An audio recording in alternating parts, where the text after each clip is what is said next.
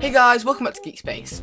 Today I'm going to be giving my full thoughts on the Amazing Digital Circus episode 8. This episode had my jaw on the floor the entire time, and may well be the best episode yet.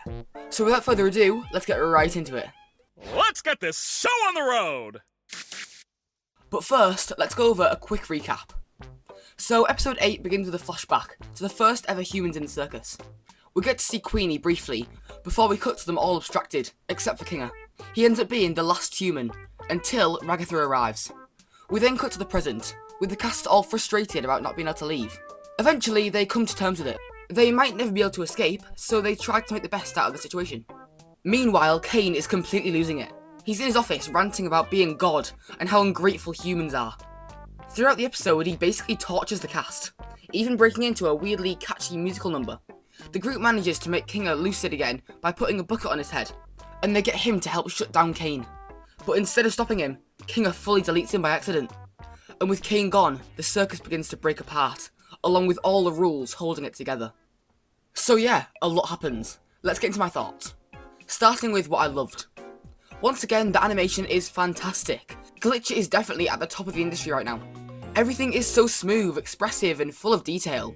Honestly, it feels like they're pushing the bar so high that it's almost hard to imagine how they can improve further. The intro with the first ever humans was also really cool. It's something fans have been waiting to see for a long time now, and finally getting a glimpse into those characters was super satisfying.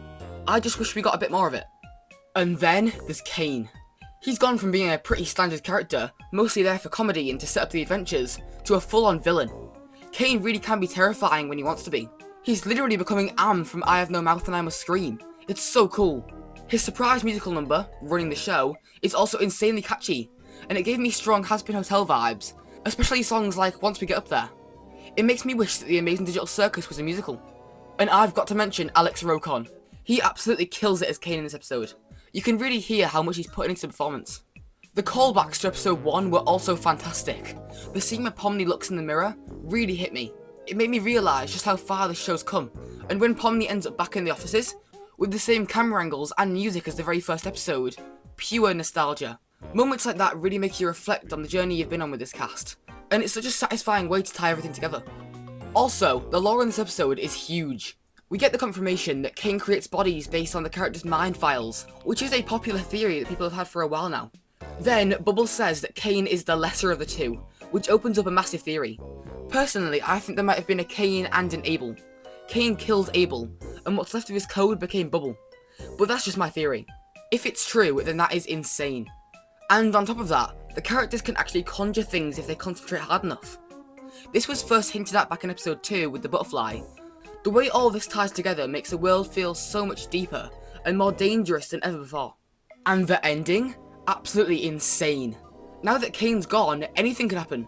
If he was the one stopping the cast from swearing, was he also the one keeping them from remembering their life before the circus? Could Kinger help us bring back a version of Caine that's been reset? There's so many directions the final episode could go, and honestly, I can't wait to see how it all plays out. The possibilities are endless, and that's what makes the finale so exciting. But now, let's talk about the things that I didn't love as much. The episode starts by showing the creation of Caine, which lasts about 2 minutes, while the first human scene barely gets a minute. Honestly, that time could have been way better spent exploring the dynamics between those characters. It felt a bit rushed. Also, with the show wrapping up soon, I'm starting to worry if we'll ever get to see Ribbit or Kaufmo. The show has had perfect opportunities for a flashback with them, like in episode 7 when Jax was abstracting, or in episode 8 at the diner. These are moments fans are dying to see, and I really hope we get them before the finale. In conclusion, I absolutely loved episode 8. It was full of jaw-dropping moments, insane lore, and some of the best animation we've seen yet. That said, I am starting to worry a little bit about the finale. It sometimes feels like this story could have used 12 episodes instead of 9. But I have full faith that Glitch will deliver an amazing ending. We'll just have to wait and see on June 19th. Alright guys, we've reached the end of today's video. I really hope you enjoyed it. But now, I want to know what you think. Did you like the episode? Do you think it'll stick the landing? Let me know down below. But anyway, I hope you have a great day, and I'll see you in the next one. Goodbye!